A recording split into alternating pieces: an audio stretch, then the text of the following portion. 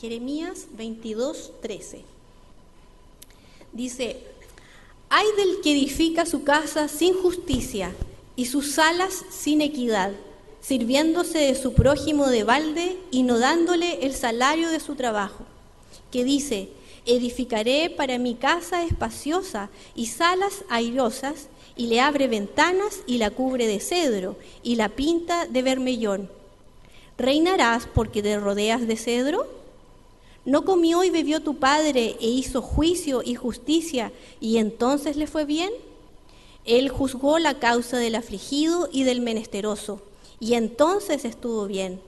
¿No es esto conocerme a mí, dice Jehová?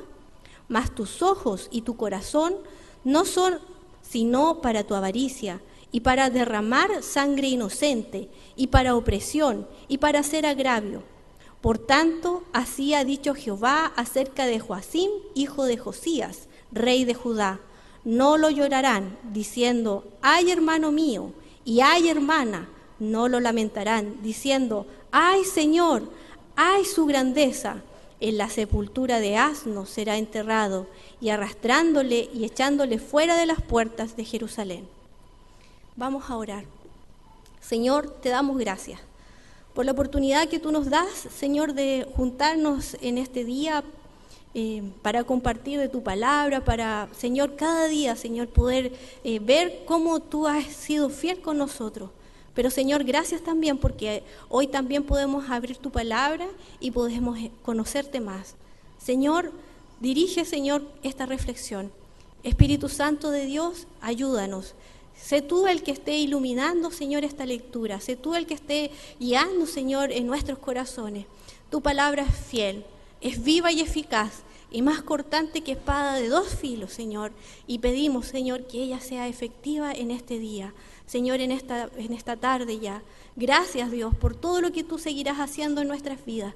Gracias porque cada día que leemos tu palabra, conocemos más de tu amor, de tu bondad, de tu misericordia y de lo que te preocupa a ti, Dios. Muchas gracias. En el nombre de Jesús. Amén. Este mes de mayo tenemos 2 feriados, ¿cierto? ¿Sí? ¿O estoy sola yo aquí? No, sí, ya. Hay 2 feriados. ¿Cuáles son esos 2 feriados? El primero y el 21, que es este martes que viene. Los dos tienen como una implicancia, se podría decir, política o social. Porque el 1 de mayo, generalmente, como es el Día del Trabajo, hay algunas marchas, alguna conmemoración. Y ese es como un feriado internacional. ¿Por qué? Yo sé que ha pasado un poco el tiempo, pasaron como más o menos, pero el 1 de mayo se celebra un hecho puntual, que es en Estados Unidos, en Chicago específicamente, donde los trabajadores estaban haciendo una marcha para que sus patrones pudieran solamente justificar y poderlos hacer trabajar 8 horas. Su marcha era esa y su petición era esa: queremos trabajar solamente 8 horas. Pasó que hubo un incidente, alguien disparó, y como estaban estos trabajadores en la plaza, la policía contestó estos disparos y hubo muchas muertes. Y de ahí en adelante se celebra y se conmemora la muerte de estos trabajadores, ¿ya?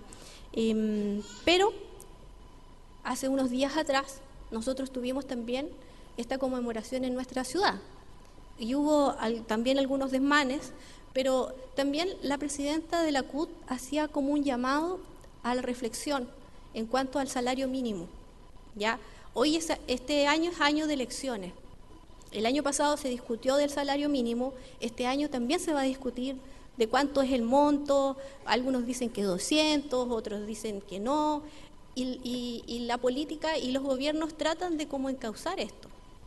¿Por qué estoy hablando de esto? Porque los trabajadores, en general, los que somos trabajadores, pedimos un salario justo, y generalmente nosotros nos movemos en nuestros trabajos por eso. Vemos nuestra oferta de trabajo cuando nos queremos cambiar y vemos cuánto pagan. Si nos sirve, tomamos el trabajo. Si no, a regañadientes algunos aceptan menos, pero igual el trabajo es importante en el ser humano. Nosotros en Chile tenemos una bonanza económica, ¿ya? Estamos siendo un lunar en América Latina. Vemos en las noticias en Europa que hay crisis económica en grandes potencias, y ahí estamos. Y los trabajadores aquí en Chile se levantan diciendo: queremos un salario justo, un salario mínimo, porque hay bonanza económica, porque hay una situación que Chile hasta el momento no ha vivido. Tenemos que orar para que el Señor tenga misericordia de nosotros. Vuelvo a decir, ¿y qué tiene que ver esto con Jeremías? Pues bien, nosotros vemos aquí que Jeremías está hablando al pueblo de Israel, a los líderes, específicamente a las autoridades, al rey y a todos los príncipes, y hace un juicio. Antes de seguir, hay que tener claro que un profeta de Dios, como en el tiempo de Jeremías, era una persona que arriesgaba su vida por decir los mensajes, porque no eran gratos delante de las personas que lo iban a escuchar, del auditorio. Al quien iba a hablar Jeremías en este caso, no era agradable, porque eran todas las autoridades. Y él generalmente, el mensaje de Dios era uno muy fuerte, como el que leímos ahora. Aquí estamos viendo a Jeremías que está haciendo una denuncia y está haciendo un mensaje crítico a las autoridades, al rey Joacim, porque estaba edificando su palacio, sus casas, con grande preocupación, con cedro, pintándola y haciendo una serie de cosas, serie de arreglos, pero todo eso arreglo, todo eso hermoso que se veía en ese palacio, estaba construido con injusticia. Estaba construido con opresión de los trabajadores, que los trabajadores, en este caso los constructores, no estaban recibiendo el salario justo. Y Jeremías, como profeta de Dios, se levanta, llamado por Dios, con este mensaje. Es un mensaje duro, es un mensaje no agradable para los oídos, pero es un mensaje que este profeta tiene que decir, y que en muchas oportunidades, no solamente Jeremías, sino que todos los profetas del Antiguo Testamento vemos que arriesgan su vida por el mensaje que están dando. Un profeta no era alguien popular, no era algo que deseara a las personas ser profeta, porque ser profeta de Dios significaba muerte, persecución, cárcel, aislamiento, pobreza, porque eran incomprendidos. Jeremías fue incomprendido por su familia. Entonces, hoy en día el término profeta se ha tergiversado y se piensa que es un adivino y se piensa que es un estatus para la persona. Hoy en día vemos profetas y dicen, y por ser profeta te abre puertas, te abre lujos, te abre privilegios.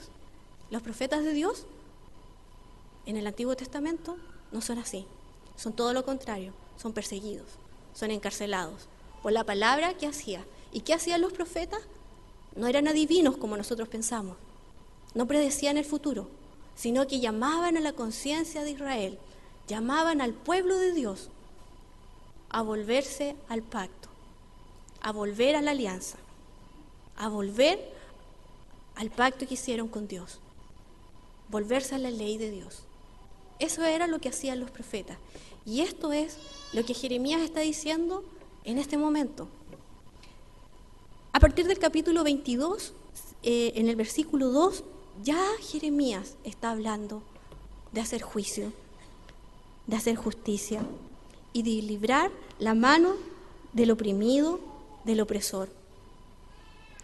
Está hablando que no hay que oprimir, que cuando las personas están en autoridad o están en alguna responsabilidad mayor que otras, debemos tratar de ser con amor.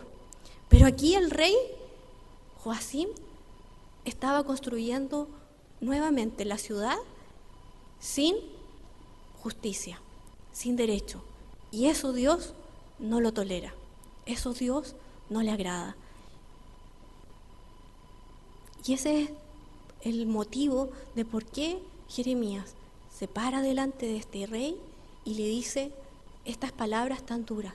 Y lo compara con su padre, Josías, un rey que había sido bueno, que había hecho grandes reformas religiosas, porque sacó la idolatría, destruyó templos, hizo muchas reformas, pero también hizo muchas reformas sociales. Fue un rey que se preocupó de las necesidades de su pueblo. Pero si su padre hizo esto, Dios esperaba que Joacim, como hijo, debería haber hecho lo mismo, debería haber imitado a su padre, pero no lo hizo. Construyó y estaba construyendo Israel en opresión, en angustia, en necesidad. Saben que Jeremías no solamente se queda con el capítulo 22. Si ustedes analizan, Jeremías está hablándole a los reyes.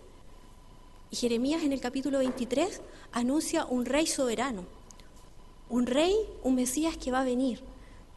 Les dice, en este momento Joacim a lo mejor está siendo injusto y va a ser juzgado delante de Dios, y está siendo juzgado delante de Dios por su injusticia. Pero ¿saben qué? En algún momento de la historia en Israel va a venir un Mesías, va a venir un rey que va a gobernar con justicia, que va a hacer derecho, que va a ser justo en su gobierno. Espérenlo. Nosotros, como tenemos la gran ventaja de que tenemos la Biblia y sabemos el fin de la historia, sabemos a quién se refiere. Pero el pueblo de Israel estaba esperando al Mesías por eso. Un rey que iba a ser justo, un rey que los iba a gobernar realmente con justicia. No iba a abusar de ellos, como lo habían hecho muchos reyes en la antigüedad con Israel.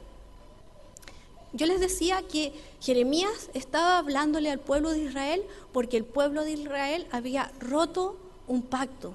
¿Y cuál era ese pacto? La ruptura está en Levítico y en Deuteronomio, habla acerca de cómo tenía que ser el trabajo en Israel. Cómo tenía que ser uno como jefe y cómo uno tenía que ser como trabajador. Y en Levíticos 19:13 dice: no emplees la violencia contra tu prójimo, ni le arrebates lo que es suyo. No retengas la paga del trabajador hasta el día siguiente. Y en Deuteronomio 24 dice: no explotéis al que se halle en miseria, ni le retenga su paga, ya sea que trate de un compatriota vuestro o de un extranjero que habite en alguna de las ciudades. En la ley de Dios estaba escrito cómo debía ser un trabajador y cómo debía ser un jefe. Debía pagarle el sueldo justo y debía entregarle el sueldo diario. No debía retenerlo. Ahora hay algunas personas que trabajan hoy en día, también trabajamos generalmente, todos recibimos el sueldo a fin de mes, hay otros que lo reciben en la quincena, hay personas que trabajan y reciben su sueldo semanalmente. Y es lo justo. Y nosotros esperamos ese pago. Acá en Israel también estaba lo mismo. Estaba pasando lo mismo, y lo peor de todo es que trabajaban y trabajaban de balde. No recibían el pago, el sustento. ¿Cuántas veces usted no le han pagado lo que es justo? ¿O cuántas veces en las boletas de las cuentas, por más o menos, vamos y reclamamos? Esto no es justo. Aquí había pueblo de Israel que estaba siendo injustamente, estaba siendo oprimido. Y Dios, como un rey, va al rescate, escucha el clamor de estas personas. Antes de la monarquía, Dios era el que actuaba como rey, como una figura de rey.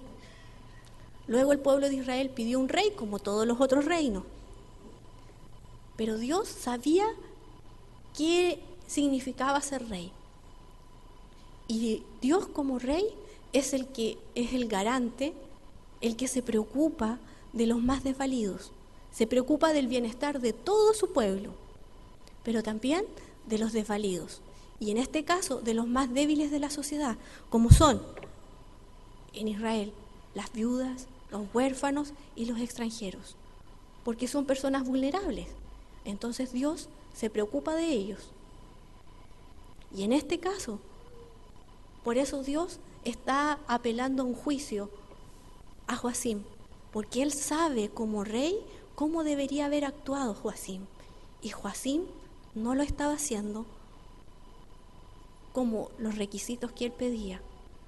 Este rey no estaba haciendo lo correcto, lo que era justo. Y Jeremías, como profeta de Dios, se tiene que levantar y decir: ¿sabes qué, rey? Te estás equivocando. Esto que estás haciendo no está bien.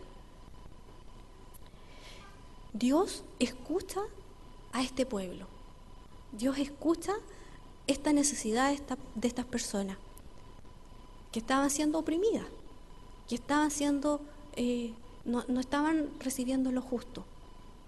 Y Dios escucha el clamor. Y por eso se levanta Jeremías. Dios en muchas oportunidades escucha el clamor del pueblo. No sé si ustedes se acuerdan cuando el pueblo estaba en esclavitud en Egipto. Dios escuchó el clamor en Egipto del pueblo de Israel y lo liberó. ¿Cuántas veces Dios ha escuchado nuestro clamor y nos ha ayudado? Como el Dios, como el Rey garante, como el Rey que ve la debilidad y la injusticia. ¿Cuántas veces nosotros nos hemos arrodillado y hemos clamado y hemos dicho: esto es injusto, Dios, estoy recibiendo injusticia? Dios, como un Rey justo, sabe escuchar y entender cuando es injusto nuestra vida. Y en este caso, en el pueblo de Israel, Dios estaba escuchando este clamor. Hoy en día nosotros de repente escuchamos algunas cosas, algún clamor de las personas en nuestro trabajo. Si yo no como, si yo no trabajo, no como. No importa, voy a trabajar horas extra y esto me va a ayudar. Eso es muchas veces lo que escuchamos en nuestras oficinas. O mira, no me interesa qué gobierno esté, lo importante es que yo tenga trabajo. Si tengo trabajo, yo como. Es como la frase que muchas veces escuchamos. Pero la figura del rey no solamente se queda en el Antiguo Testamento y con Jeremías, sino que la figura del rey, como les decía en el capítulo 23, se ve a este Mesías, a este Emanuel, a Jesús. Y lo vemos en el Antiguo Testamento instaurando el reino de Dios aquí en la tierra. Él vino, Él bajó, Él compartió con el pueblo de Israel, Él caminó. Es Dios con nosotros, ese Rey soberano, estaba en el pueblo, compartía con el pueblo, iba donde las viudas, iba donde los necesitados, iba donde los pobres, iba, como muchas veces lo criticaron, a la casa de los pecadores y comía con ellos, y Jesús estaba ahí. Y cuando Jesús irrumpía en la vida de las personas cambiaban. Si no, acordémonos de Zaqueo. Una persona con muchos prejuicios, porque Israel no lo quería, porque era cobrador de impuestos. Pero cuando impactó Jesús en su vida, esta persona cambió a tal extremo que empezó a hacer justicia. Y dio lo que había dado, lo que había recobrado con usura, Él lo devolvió. ¿Cuántas veces nosotros hemos hecho injusticia con nuestros trabajadores o las personas que están a cargo de nosotros? ¿Hemos devuelto eso? Pero no se puede, porque muchas veces los empresarios o los que tienen algo dicen: no puedo, es mi salario, es mi trabajo, es mi propiedad. ¿Cómo lo voy a hacer? ¿Cómo lo voy a devolver? No lo puedo hacer. En el caso de Zaqueo, irrumpió de tal forma Jesús en su vida que empezó a devolver lo que no era suyo. La ley de Dios, el amor de Dios, la misericordia de Dios impactó tanto en este hombre que dijo: esto que es lo que tengo aquí, no es todo mío. He oprimido a mucha gente y lo devuelvo. no es fácil.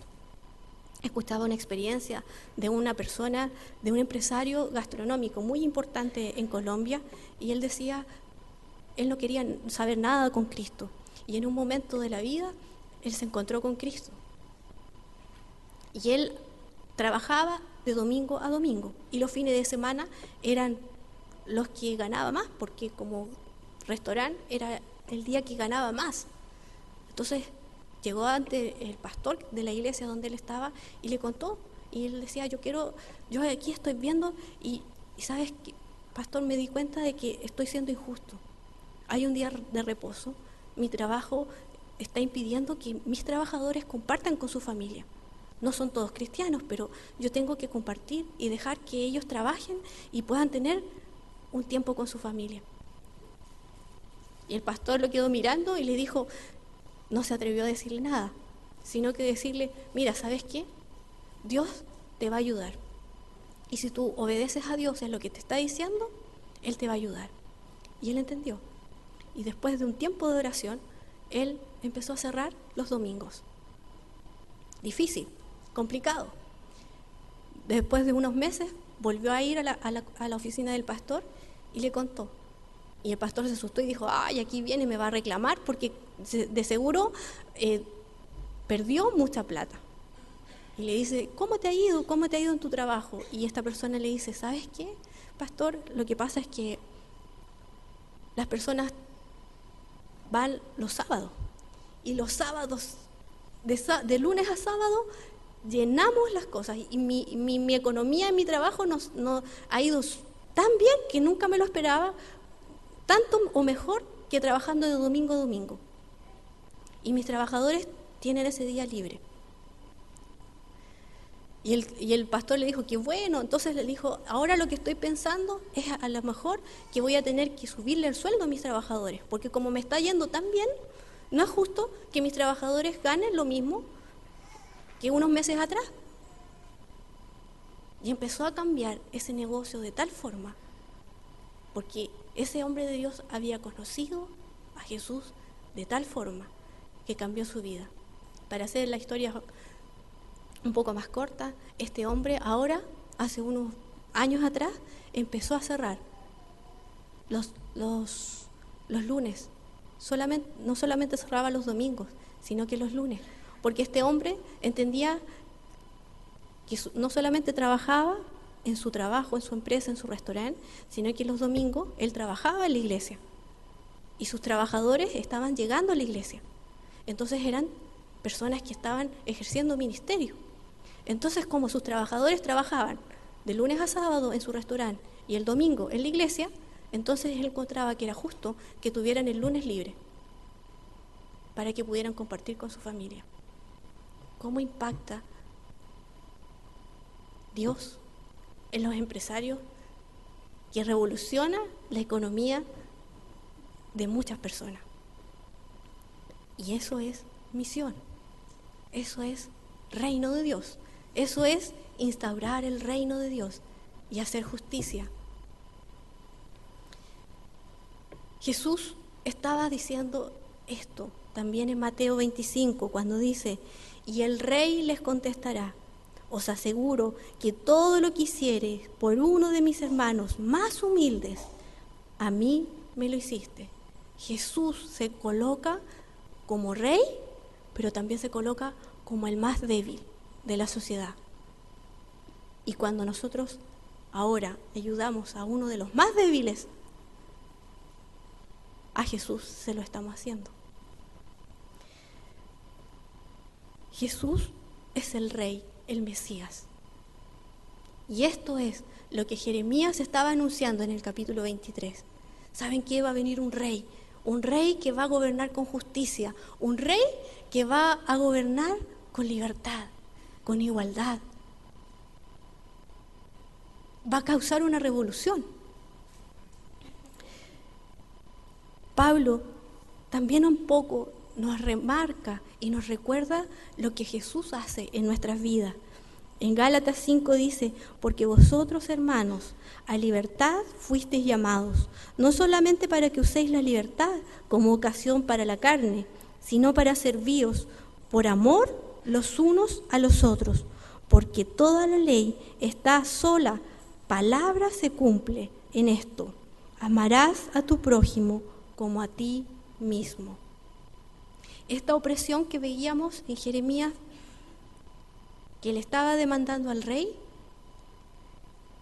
Jesús, como rey, nos dice: ama a tu prójimo. Si es tu trabajador, ámalo porque es tu prójimo. Si es tu compañero de trabajo y tú en este momento estás como jefe de sección, ámalo porque es tu prójimo. Es importante darse cuenta de que en algún momento Dios nos va a demandar cómo hemos tratado a las personas que están alrededor nuestro. Cómo hemos sido nosotros como jefes, cómo ha sido nuestro trabajo, cómo hemos sido nosotros como empleadores. Hemos visto en Bangladesh cómo la globalización nos afecta a nosotros. ¿Por qué? Porque estas personas que estaban en Bangladesh, muchos dieron su vida para que el vestuario que muchos a lo mejor ocupamos y lo compremos a menos precio, estén en nuestro armario. No es justo. Y Dios está escuchando el clamor de esas personas, aunque no la conozcan. Porque Dios es un Dios que escucha el clamor de los oprimidos, de los débiles, de los que están en este momento sufriendo necesidad. En 1 Pedro 2 dice que nosotros somos linaje escogido, real sacerdocio, nación santa, pueblo adquirido por Dios, para que anunciemos las virtudes de aquel que nos llamó de las tinieblas a su luz admirable. Y en Apocalipsis 1, 6 dice que Él nos hizo reyes y sacerdotes para Dios, para su Padre. A Él sea la gloria y el imperio por los siglos de los siglos. Amén. Hemos visto a un Dios antes de la monarquía como un rey. Hemos visto a Jeremías como profeta de Dios levantándose juicio a un rey, porque el rey de reyes está viendo que su trabajo no está siendo el que él quiere. Vemos a Jesús siendo rey cuando habitó con nosotros en la tierra. Él se fue, él no está, pero dejó una nación santa, un pueblo que ahora son reyes y sacerdotes. Siempre tomamos el cuento o siempre nos fijamos en el sacerdocio. Ay, que nosotros somos real sacerdocio, entonces yo tengo la libertad de poder hablar el sacerdocio universal que nosotros hablamos. Que la palabra de Dios yo la puedo predicar, no solamente el pastor, sino que todos nosotros tenemos esa responsabilidad de predicar la palabra. Pero también nosotros tenemos la responsabilidad de ser el rey de reyes, de ser la imagen de Dios como rey. Dios en algún momento nos va a tomar en cuenta cómo hemos sido, cómo ha sido nuestro trabajo, cómo hemos sido como jefes, cómo hemos sido con nuestro prójimo. Porque como rey, Él nos va a evaluar, así como lo hizo con Joacim. Joacim era rey y Dios lo evaluó como rey. ¿Y nosotros, cómo nos va a ser evaluado Dios? Como reyes y sacerdotes. Es bonito decirlo, pero es una gran responsabilidad la que tenemos en nuestras manos. Porque nos van a evaluar como reyes y sacerdotes. Y el rey que entiende Dios es el que se preocupa de todo su pueblo y del bienestar de todo su pueblo hasta el más débil de la sociedad. Si nosotros como iglesia no nos estamos preocupando de los más débiles, no estamos haciendo justicia, no estamos haciendo el derecho que se le pedía a los reyes, vamos a ser juzgados. Un día, yo lo creo, que vamos a estar delante del Rey de Reyes y Señor de Señores, cara a cara. Allá no va a haber minutos, por lo tanto, nuestras palabras van a ser contestadas una tras una. Tenemos que tener cuidado cómo estamos actuando en la sociedad. Hay demandas que están pidiendo las personas y nosotros como iglesia no podemos estar ajenos a la sociedad. No podemos estar ajenos a Bangladesh. Tenemos que pensar, reflexione usted, ¿por qué hay una oferta tan barata en este abrigo? ¿O por qué esta muñeca es tan barata? Detrás de cada artículo que nosotros estamos consumiendo hoy día, hay vidas, hay familias detrás que están dando su vida para que nosotros podamos consumir.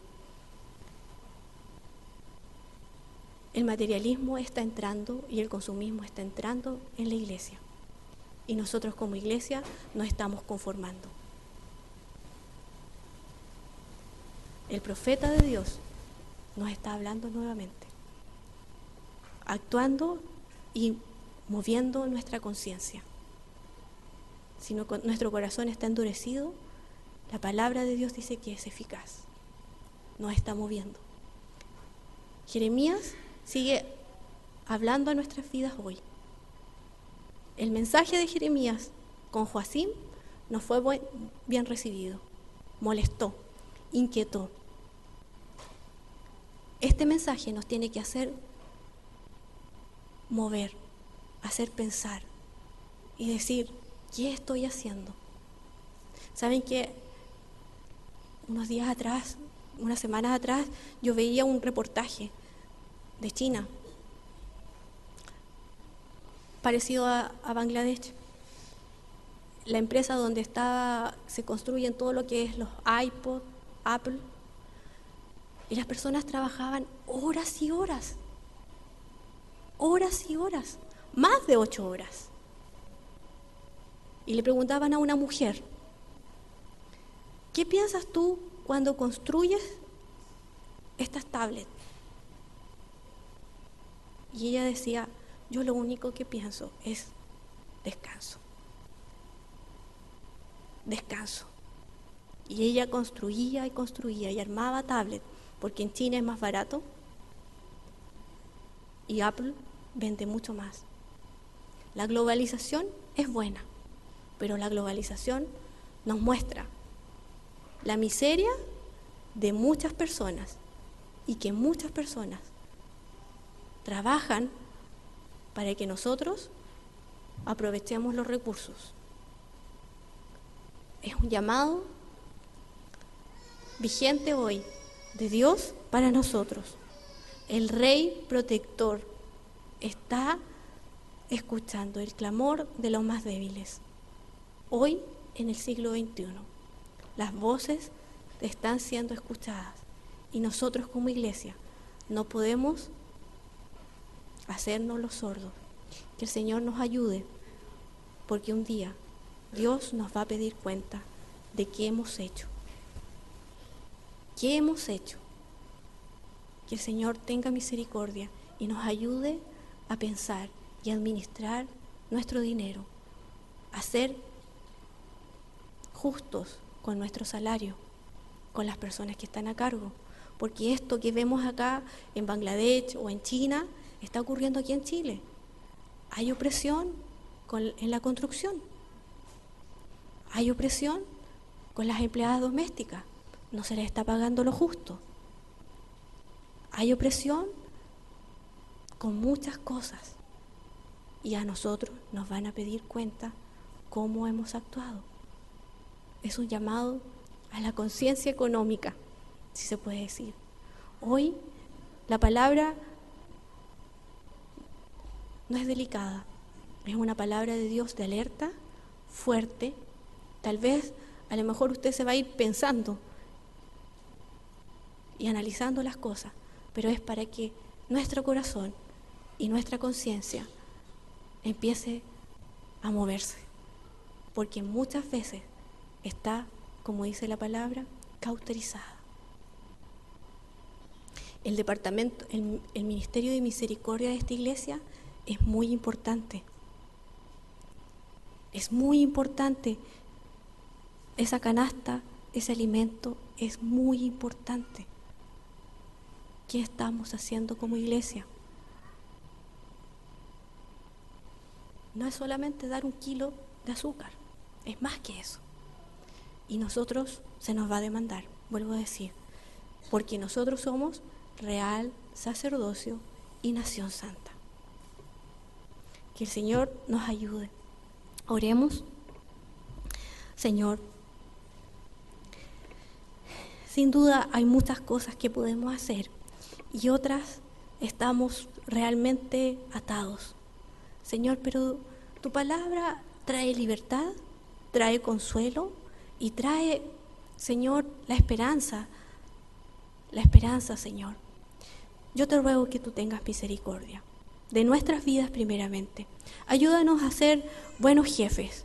Señor, si hay personas a nuestro cargo, que nosotros podamos tratarla como a nuestro prójimo y amarlos, Señor, como a nosotros mismos. Señor, si hay personas que están empleadas a mi cargo, Señor, que yo pueda pagar lo justo, lo honesto, que nunca esté haciendo trampa. Señor, ten misericordia, ayúdame, Señor, a que pueda ser un buen empleado, un buen empresario, Dios, que pueda ser, Señor, ese rey que tú esperas que yo sea, esa reina que tú esperas que yo sea, Señor, preocupándome del bienestar de todos.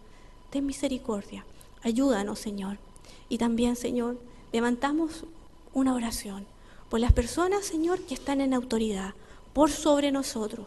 Señor, tú sabes todas las cosas, tú sabes que este año para Chile, Señor, hay elecciones. Señor, rogamos, Señor, que tú estés en medio de esa elección. Señor, por más planes, por más cosas que los hombres o los seres humanos quieran hacer, que tu mano de amor y de protección esté, Señor, en las futuras autoridades.